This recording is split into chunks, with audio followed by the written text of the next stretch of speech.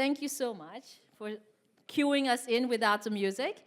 Well, I hope everybody enjoyed their lunch and nobody is yet going to crash into a sugar rush, perhaps later. We have an exciting panel discussion because it's an exciting topic. And the reason why it's such a vital topic is because this topic has become more increasingly the cornerstone of corporate strategy. And that is, how can sustainability innovation power business growth? My name is Molun Zhang. I lead external technology, innovation, and experimentation at the Coca-Cola Company, and I'm very privileged to be surrounded by esteemed panelists today, leaders in their industries, to share their insights and experience in this topic. At the heart of today's discussion and panel discussion, it's all about emphasizing that sustainability is not only about meeting regulatory requirements or social responsibility, however, that it is truly fundamentally reshaping how we as companies are operating and how we can thrive in an ever-changing, fast-changing world. So I invite our panelists who are on the forefront of integrating sustainability into their corporate strategies to share with us real-world examples from their companies on how they are integrating sustainability in corporate strategy and how that is actually creating a future where profitability and sustainability don't have to be mutually exclusive. In fact, they can be reinforcing. So without further ado, let me introduce you to the panel. First of all, we have Willem van Uyen, Chief Procurement Officer at Unilever. We have Al Bevent, Global Vice President of R&I at Danone, and Ingrid de Rijk, that you've seen earlier, a Chief Sustainability Officer at AB InBev. Thank you so much for joining us. Would it be fair for us to start with ladies first? My first question, and I am also in the beverage industry, so I'm very excited to hear how you are seeing what the beverage industry is seeing as the most significant opportunity that we as beverage industry can lead in sustainability. So I think earlier this morning in the panel, some of the corporate partners were talking about focus and doing what makes business sense. So I'll start there. For us at AB InBev, it's obvious to continue to focus on the things that matter most to our business, on the topics that are material to our business. AB InBev is a global company, but we operate very local. Think about it. We buy local ingredients from local farmers. We turn that into beer. It's not as simple as I make it sound, but we turn that into beer in our breweries who are ingrained at the heart of local communities. Now, the number one ingredient to brew that beer is water. Hence, I'm coming to the drinks industry, right? So, water. The way we look at it, it's a daunting picture. No water, no beer. Dramatic. It's existential for us as a business. So for many years, as a beer company, we've been actively engaged in watershed management, trying to use nature-based solutions to improve the health of those watersheds, both in terms of quality of the water as well as availability of the water. And there's many things that we've learned through that work. But aside from learning that it takes a long time to show measurable impact when you work in watersheds, the next thing that we've learned is that it requires a hell of a lot of stakeholders to come together to fuel that investment really behind some of those shared water challenges. So it's complicated to make it happen. No single sector has been able to do this alone, but I have to say that the drinks industry, the drinks sector really has rallied together on this through several associations. There is the beer, which is the Beverage Industry Environmental Roundtable, and there's also the Water Resilience Coalition. So some good examples of how a sector can start to lead on a certain topic. Now, I would say, in addition to intersectorial collaboration, I want to double down on what Minister Jones said this morning on public-private collaboration, because I think we need more of that and faster of that collaboration to really drive maximum reach of those solutions. And I'll give one example of how we've been able to partner and put those funds to good use at ABMF. So it's a project that we've got many examples, but I chose one because I know one of the startups here present has been an instrumental partner in making it a reality. And it's a project called Aguas Firmes. It's a project in Mexico, both in Apan and Zacatecas area, where we have big breweries. And we basically work together with Toronto and the German corporation GIZ to infiltrate the water better into the aquifer and keep it there, but also to reduce consumption out of the watershed through the application of more sustainable agriculture practices. And that's really on both aspects where Toronto plays a big role for us. The results have been astonishing in terms of water retention locally in the aquifer, as well as in reduction of water consumption there. And so we've been doing this for 3 years together with GIZ, and we were 2 months ago, I think it was, super proud to be able to announce not just an extension of that agreement, but an expansion as well together with the partners of Coca-Cola. So they signed up to it. So another example of within the drinks industry, but also public-private collaboration to really drive massive impact. Bless you. Thank you, Ingrid. I first heard you say, no water, no beer, back in March, I think. Same, no water, no Coke. And that really tells so much story about why we need these coalitions and partnerships. That's it. Yes, thank you so much. If no other builds on water specifically, I'll move on to our second question. I'm seeing there's a timer. It's very scary as well for the moderator to manage because we have such an exciting panel and exciting questions. So before I get to my question, first of all, Willem, congratulations on winning the Sustainability Supply Chain Award last week. If you want to say anything about that, please feel free. The procurement question for you is, how do you see the role of procurement playing a very big role in driving sustainability across the entire supply chain, value chain? Right, yeah, thanks. Thanks a lot for the question. I think equally, like you say, no water, no beer, no water, no shampoo, no water, no laundry liquid either. So no, it's definitely an important thing for us. And I think what we're trying to do as Unilever is to focus on the things where we see in sustainability that we have the biggest impact, but also where our consumers see most of the value, what they're asking for most. And that's why we're focusing very much on climate, so on net zero, on the impact that we can have in nature, so regenerative agriculture or protecting and restoring nature, as well as on plastics or a waste-free world and on livelihoods. Now, if I look at the value chain, I think the part that we have as our own operations as Unilever, and I think that's very much the same what you would see in Danone or what you would see in AB InBev as well, is that the impact in your own value chain is significant, but in the totality of what you see in the full value chain that you just referred to, it's only a minor part.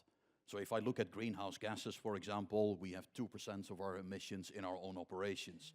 If I look at livelihoods and the payment of living wage, for example, it was relatively easy, I have to say, to fix our own operations. But if I look outside of that, with our partners, and we have over 54,000 suppliers that we work with, for example, that's really where we need to do the majority of the work. Over 50% of our greenhouse gas emissions, for example, sit in the materials and the services that we buy. And that makes, basically, it makes it very important to have and the right policies in place, so that our partners are very clear what we expect of them. So there we have, for example, the responsible partner policy that sets out very clearly what we expect in business integrity, in terms of the human rights, as well as what we expect in terms of climate or in terms of environment. And those policies, I think, are key for our partners as well to understand who do we want to work with. Then it all comes down to collaboration. So collaboration in terms of what can you do together that actually drives innovation in the value chain. And if I think of that for an example, for example, in greenhouse gases, and I go back to the laundry liquids that I started with, you see a lot of materials that we use in home care have a very large carbon footprint, but only with innovation from our suppliers, we're actually able to change that. So if you take a look at soda ash, for example, we work with a partner in India, this is TFL and OCI, where we're practically getting to net zero carbon emissions from the production of synthetic soda ash.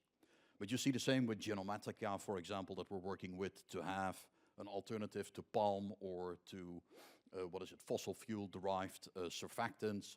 We do work with some of you on renewable carbon, and I think later on in November we have some exciting announcement to make as well, give you a bit of a heads up, what we're doing as well in biotechnology. So I think that collaboration is really important there. And then the third thing that really drives it in the value chain, I think, is the measurement.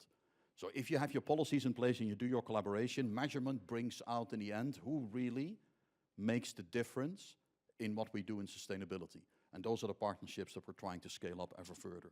So, yeah. Excellent. Thank you so much. Well, I would like to address my final question for Alba. Alba, since you're in R&I, innovation, I would like to ask you how you're seeing or how you're envisioning the future where innovation and sustainability goes together. Thank you. That's a very big question. I'd like to go back in 1972, where Antoine Riboud, our first CEO, made a very memorable speech in Marseille that kind of like rocked the industry in France. It was about promoting social responsibility, sustainability, and economic success. So it's in our gene for a long time now. And I can give you a few examples of how we translate the sustainability in action into our innovation program. One key one is we've been lightweighting bottles forever. I mean, using simulation and modeling, and we've been very, very successful at decreasing, I would say, our plastic consumption. That's one. We also working very closely with our colleagues from procurement and our farmers to decrease our methane emission using specific feeds that can really very significantly and positively impact our print on the planet. And more recently, because it's all about delivering healthful food to as many people as possible, we are even interconnecting even more the health of the planet and the health of the people and our consumers and patients. And I'd like to quote two examples. The first one is, because we're talking here about partnership, is a very strong partnership we've elaborated with French Institute of Agronomy and some other industrial to really push to the limit the study of probiotic and the effect on health, etc. So that's a key partnership. And we must do that today because the science and the technology is moving at such a speed. Thinking we can all do it on our own as becoming just a nightmare. So we need to partner. We need to have also pre-competitive alliances and making sure we can leverage the system. And I'm going to quote a last one because we published it some months ago. We are setting up a company with Michelin, DMC, and Crédit Agricole in France. It's a joint venture to set up a scale-up facility for biotechnology. So people could say, you know, what the hell is Danone doing with a Thai manufacturer? So we're all interested in the synthesis using new technology of new material and new ingredients. And we hope that's going to help to significantly decarbonate our company and make sure we reduce our footprint. You know, biotechnology is also the science how to convert waste into gold and into highly added value products. So here are a few examples. It's the beginning. We are well on our way, but we really need to push the effort. And the big challenge is what we've observed here during all these hours today is how do we scale it up?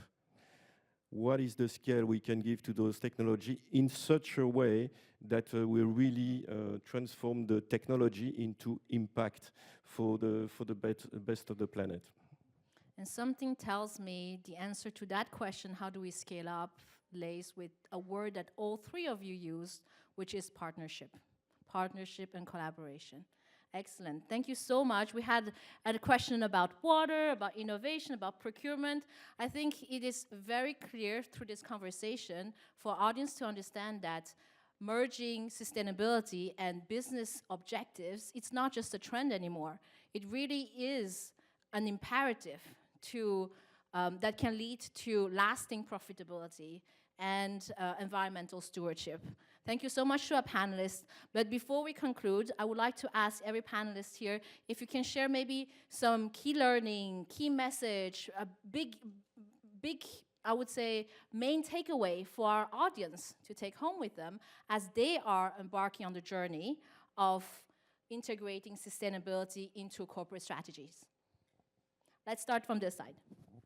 So if I start, then I think what's key to remember is that if you look at what consumers find important today, so if you look at something like a concept of unmissable brand superiority as we look at it, so what is it really that consumers find important about the products that they buy, then you see that sustainability, the importance of sustainability in there has grown over time. It is true still that if I look at the kind of products that we as Unilever make, then still the functionality of the product and the superiority of your formulations and packaging, and also the pricing of your product really sits at the top. But we have seen over the years that sustainability really is growing in importance of what consumers find important about our brands. And that is a trend that is really unstoppable and will become more important over time. So I think what you're doing here today is not just right for what companies like ours need for today, but definitely also what we will be looking for more in the future. So thank you very much. Thank you. I'd like to build on this. What's really important for us is, as you say, to stay consumer-centric. Consumers are interested in sustainability. They want it. They're not necessarily prepared to pay for it. That's a given. This is something that will force us to build strong mix. But let's face it, with no extra charge. So it is very important to get that. But the good side of it, it forces us to go and be creative. It forces us to go and explore science and technology where probably we would have never gone before. So there's a field of a new field of opportunities, and I think it's with a network like the one we have today that we can really get lots of ideas, join the dots, make connections from industry to the other, and making sure we can leverage this and change the world, basically. I'll go at it from a different angle, because consumers for sure are at the heart of this, and we know they don't want to pay for it. What I'll go with is this. This is a lot of hard work. Solving today's pressing issues of the world is a lot of hard work. And there's going to be failures with it. So my main message would be to stick with it, stick with the process. We are now vetting through the last couple of, I hope we're close to 30 now, Adam, but the last couple of, you're around 100 right now, I presume, startups in our 6th cohort.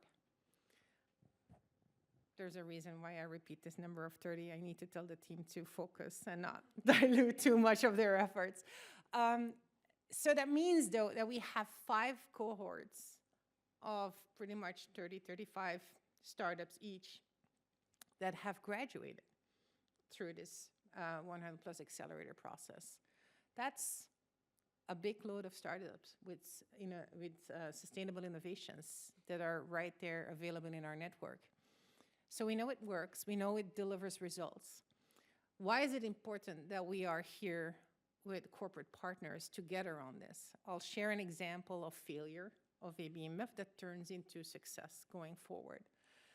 A lot of these startups get vetted by our teams and we think this work could work for us, be important for us. This might not be so important for us. So there's one startup that we looked at in the beginning and said, maybe, not so sure. Unilever saw the opportunity and ran with it. Super fast, super big. We started learning about their results and we're looking, what are they doing? They're going so fast. And some of you will figure out what I'm talking about. I'm talking about H2OK that is about to pitch to you. I think they're getting ready here. So we only started to look really at their solution after Unilever's success. We tested them in our Leuven brewery, saw the same results. Yes, this makes a lot of business sense to scale them. So now we're getting ready, fine-tuning the last bits of data and numbers to scale them as well. So for me, that's where the true power of this collaboration of 100 Plus Accelerator lies in. We get to build on each other's learnings, best practices, and then collaborate for more scale. Perfect. Thank you so much. Thank you for our panelists. Thank you to our audience as well. I hope we're leaving you feeling a little bit more inspired and equipped with new ideas to help us grow sustainably. Thank you.